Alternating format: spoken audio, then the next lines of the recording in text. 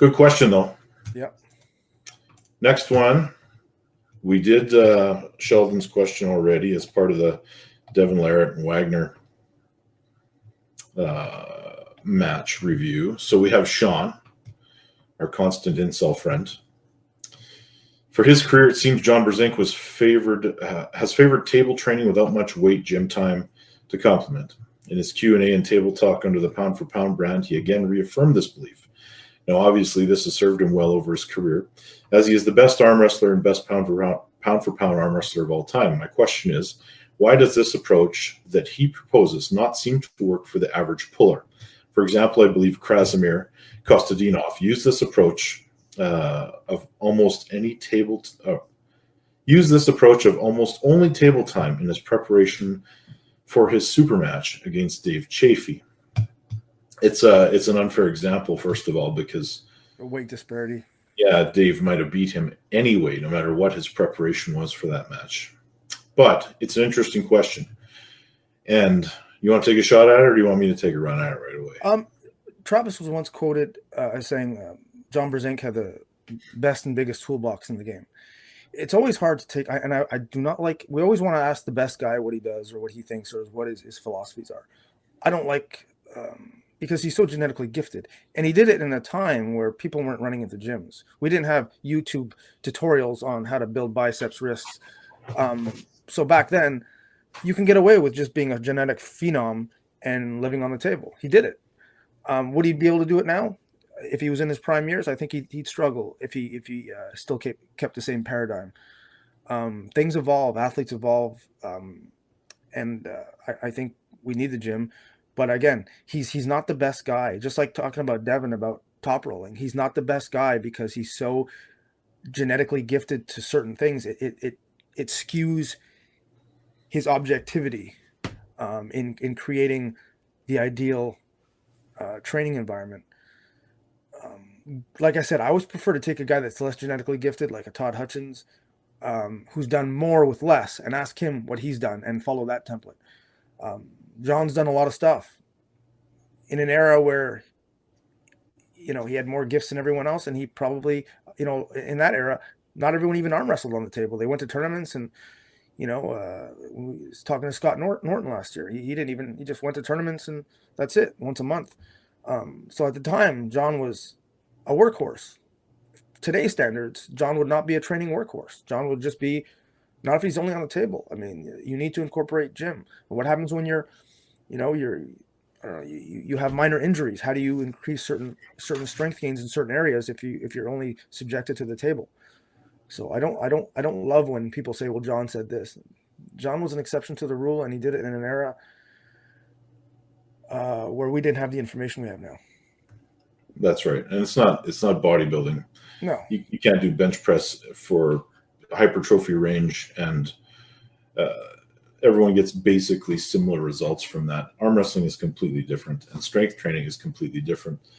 And it's kind of like the old, is it more technique or more power? Well, 80% of each, right? So it all depends on where you're at, and nothing really works for everyone. If I train the way Travis trains, based on the video that I just saw him do with Artem, I would get exponentially weaker by following that program. Man, accumulating, what are they, 80 pounds total in a 1 hour training segment? I mean, come on, man. Tricep skull crushers with 20 pounds on a cable machine. It's insane. I also think when it comes to training for arm wrestling, there is no type of training that is terrible, and there's no type of training that is, well, there is optimal and terrible, but in the gray area, you have to work with it all. The key is when to taper, when to start, when to stop, reading your body, and adaptability. It seems like the arm wrestlers with the higher IQ or larger level of awareness are the ones that find a way to do this and can make consistent gains. There is not one right answer in arm wrestling.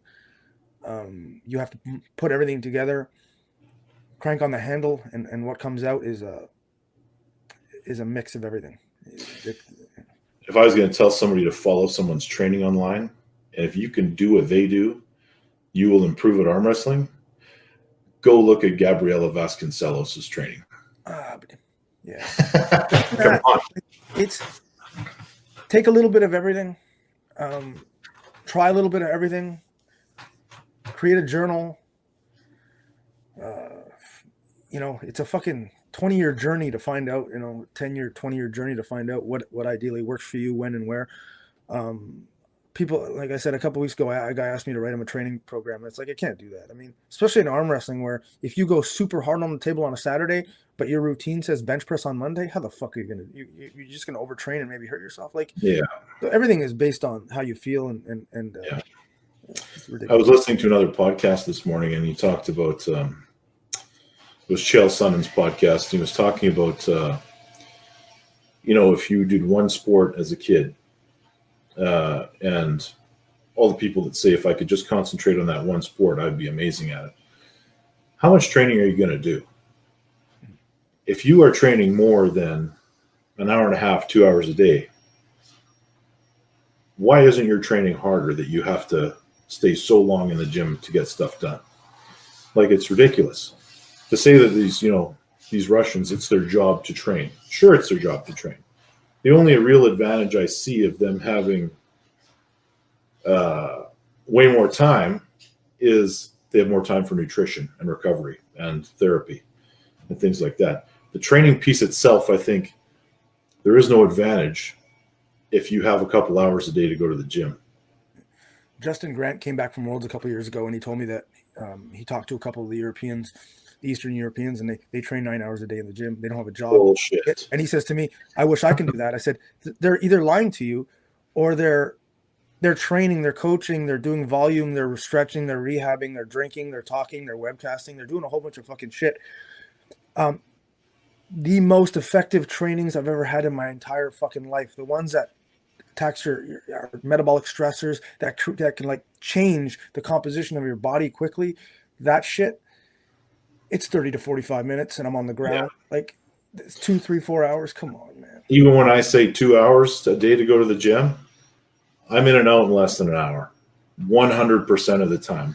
If I'm there longer than an hour, it's because I'm visiting with somebody. Yeah. So, next question. Yeah. What do you think of Travis Bajan putting himself as the #1 arm wrestler of all time, while putting John Brzenk as a tie with the late, great Andre Pushkar in second position? And then he makes a comment about Travis, and I'm not going to read it. Okay. 2 words. Self-promotion. I don't believe he actually believes that, but he's going to tell himself that, and he's going to tell everyone else, because he's all about self-promotion and selling the Travis Bajan product. The answer is John, not him. I once claimed, I claim that his left arm was the most dangerous arm in the history of our sport. Doesn't make him the best arm wrestler in the history. Consider his rationale for this. Yeah. His rationale being, it is a combination of success on the right arm and the left arm.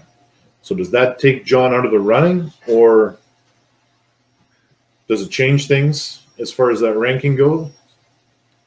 I mean, at one point, and I was talking to the Grippler last night, and he told me that there was a time when Devin Larratt was, and he wasn't 100%, but he's certain, or fairly certain, there was a time where Devin Larratt was ranked simultaneously #1 with both arms in the world. 2010, 2011, he was. Okay, so has Travis ever achieved that? No. No. But it's not a clear-cut answer. It's not a. No. He's talking all time. He's talking all time, yeah. And first of all, because he's a big guy, I got news for Travis. Dave Patton and Engen were both better arm wrestlers than him and won a lot more. He put Engen in his top 5. Top 5. They're both ahead of him. They're both ahead of him. His accomplishments are not that impressive. He had minimal drive, was lazy as fuck, picked his spots, and when he decided to pick his spot, he usually did well. His right did have great days. Like, his right was, at the time, was a tier 4, tier 5 arm. But his right arm also took tons of losses. John's right arm was completely much more dominant than his left, but John was being flown all over the place. John had to defend titles against men that were 80, 90 pounds heavier than him. By choice, yeah. Yeah, by choice. And yes, Devin in that one 18-month segment had simultaneously had both arms ranked number 1 in the world, but it was short lived. But I mean, when Travis talks about something and you're like, well, that's what he thinks. I don't know about that. Get him alone in a room and you might get a different answer one-on-one. But he's self-promoting and he's pushing his brand, and I didn't expect anything less from him, but he's dead wrong. But that's fine. Everyone's allowed to be wrong. Yeah, I don't think I would put him number 1 either. I think if you had to use both arm as a criteria, you're probably going to put Engen up there at the top. Yeah. It's John and Engen. Yeah. So, next question from Sean. Could the Todd Hutchings that pulled against Jerry, or Devin for that matter, beat the Todd Hutchings that beat both Krasimir 5-1 at Arm Fight 41 and Zoloev 6-0 at Arm Fight 42 in 2012? You just repeat the beginning of that. I missed the beginning of that. It's the Todd Hutchings that pulled against Jerry or Devin, like the current Todd Hutchings, right, the one for the last 6 months. Could he, basically what the question is he the best Todd Hutchings we've ever seen? Could he beat the Todd that beat both Krasimir and Zoloev at Arm Fight 41 and Arm Fight 42? 1,000%, yes. I agree. There's, oh, man. There's a lot of, you got the comments on your screen too, right? Yes, sir. I agree. Hutchings is, right now, I think he's probably the best version he's been of himself. Yeah.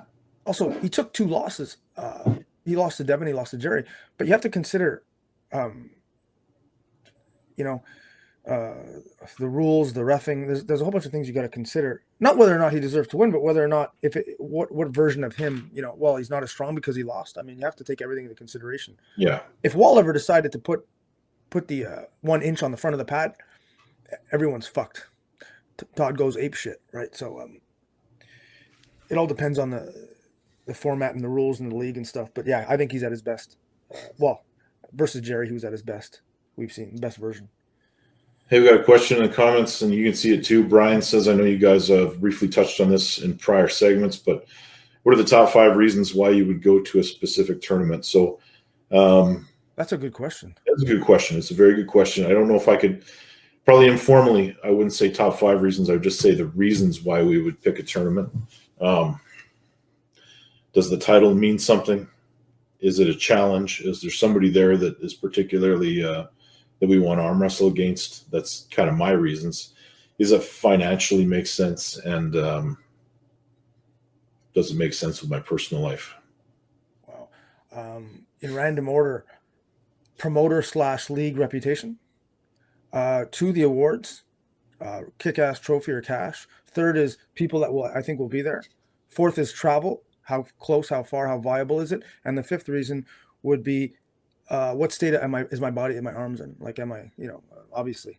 But it would lead with reputation. Reputation and awards would lead that list. So in the next little while, I've got next weekend, I'm going to the Fit to Fight Arm Sports League, which is Kane Hemsing's league.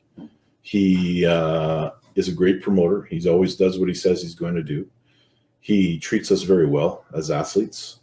Nobody's getting rich by going to these things, but I mean, when we show up, everything we've agreed to is in place, and he's a good friend. So I want to support him and I want to go out there. So that's another reason is, his loyalty. Loyalty is a bit, loyalty. Now, the only event that I'm for sure going to in 2020 so far is the Arnold Classic. Now, I'm going to that one because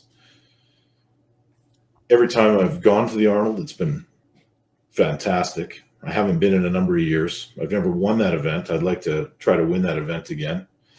And with the lack of consistency in my calls from the WAL, I need to occupy my time and pull some high-level competition.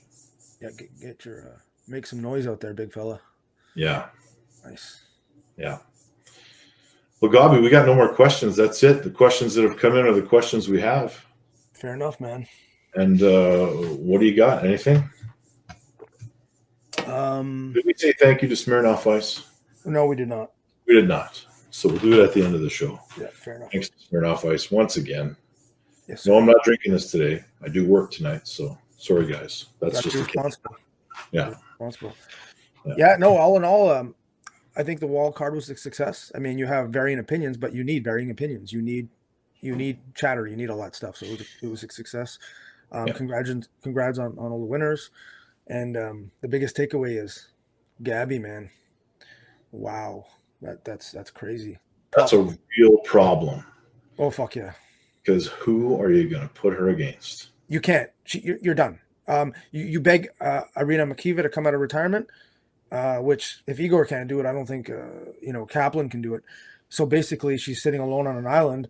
Unless you really want to get creative, if you really want to do something fucking cool, and I mean you really want to do something fucking cool, next year Gabi versus Adam Wilmot. Boom. Are you sure Adam wins? I'm not. I'm not sure. I'm not. Someone said, Gabi, come pull her with your right, and I joked like, yeah, come on, she wouldn't budge my arm. Oh, she budged my arm. She would definitely budge my arm. Would she beat me? My money's still on me, but I'm no longer like, oh yeah, no, she can't even budge my arm. I won't even feel her. Fuck no, man. That can create some interesting shit. Like go cross gender matches, man. That can fucking be cool. I'd pay to see that shit. I don't know if I want to go down. I don't want. Oh hell yeah, we gotta do it. I don't want that. I don't want that. I just want. I want to see. I want to see Gabi pull other women who are monsters. Who? Well, I mean, man, what's Heidi Cordner up to these days? Come on, get the fuck out of here. Sarah played with her when Sarah was out of shape and doing farming and stuff. Like, there's no way. Sarah? Yeah. So where's Sarah? Let's bring Sarah in. She just beat Sarah. I'm talking Sarah Bachman. Oh, I was talking Wilson. Okay, Sarah Wilson. I haven't seen Sarah Wilson be slowed down or stopped in a while, and she's a big, strong girl.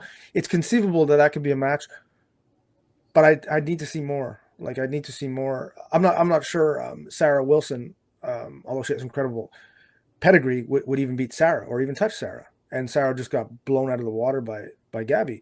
I'm afraid that, man, Gabi's gonna have to start pulling dudes, lightweight dudes, middleweight dudes. You know what? You might be right. She's just that good. Yeah. But it's a problem, but it's a good problem.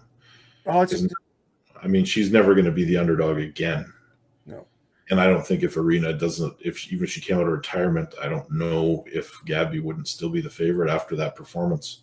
Yeah. Like I don't believe in staging, and I'm not her coach, but if I was her coach and I believed in staging, I'd be like, after the first match or going into that match, I'd say, if you feel you can dominate her, Gabi, go down to 50%, make it really look good, like really make it look good, and come out the fifth match with a grinder. Because if you don't, we're going to struggle to get you. You know, like it was like Mike Tyson in the 90s. We might not be able to get you another match. Yeah, you don't want acting. No, I'm just saying for her benefit, for her personal journey. Yeah, well, I mean that. Okay, I get it. Yeah, that's also what led everyone to believe they could beat Devin Larratt too, like that weirdo from Connecticut, and one of the Swedish guys, and Big Frank. But anyway. It's different because Gabi was going against a number 5. If she would stage it well, like I never endorsed staging, but it would make sense. Now, if Gabi would try to stage versus a level like Jody Larratt, we're like, come on, man. Now it's like, come on, you're pulling a 2, and now you're struggling with a 2. So it depends when you're pulling your equivalent. Staging's hard to, it's when there's a disparity between the 2 skill levels or the 2 strength levels, and all of a sudden the disparity goes to nothing, and it's a tough match. That's when you start questioning staging and questioning sandbagging and stuff like that. Let's quickly just touch base on the matches. Like Gabi, we got a problem. RVJ, it's a completely new story for him next season. He's the next challenger has to work. Sam Harris, we got some questions there. I don't know if they'd give Tony another match at lightweight against him. He's probably looking at a new story, probably Giannis. Yeah, Giannis, yeah. Michael Todd and Jerry, the trilogy. Yeah. And then Devin back to the right arm, probably against somebody. Wouldn't you think Malin is next and only possible competition? I don't think so. I don't think so. No. Gabi's. I mean, they might do that. They might put that match together, but I think, I think, man, I don't know. Sarah would have walked through their whole roster, female roster, and Sarah Backman just got taken to the cleaners by Gabi. So, man, there's RVJ. Who goes against RVJ? Maybe Storm gets on one hell of a cycle and comes in and I don't know. Will Tony get another shot? Or will they go into Europe? Danny Tesh get on the card next year. There's a lot of interesting things. And then Matt Mask will be coming back on the card next year. We'll see Matt. I think that you're going to see probably Ryan Bowen against Justin now. I think that match will come together. Oh man, nice. Bowen's going to take an ass kicking. Yeah. Anyway, buddy, that's an hour. Sounds good. You guys come back. I'll put out the thing put out some advertising for Monday on what time we're going to come on live and announce the winner and the next contest. It's not going to be an official episode. It's going to be about a 10-minute-er. But if we got time, we'll answer some questions. Rock and roll. All right, buddy. Take it easy, dude. See everyone next time. Yeah. Thanks a lot.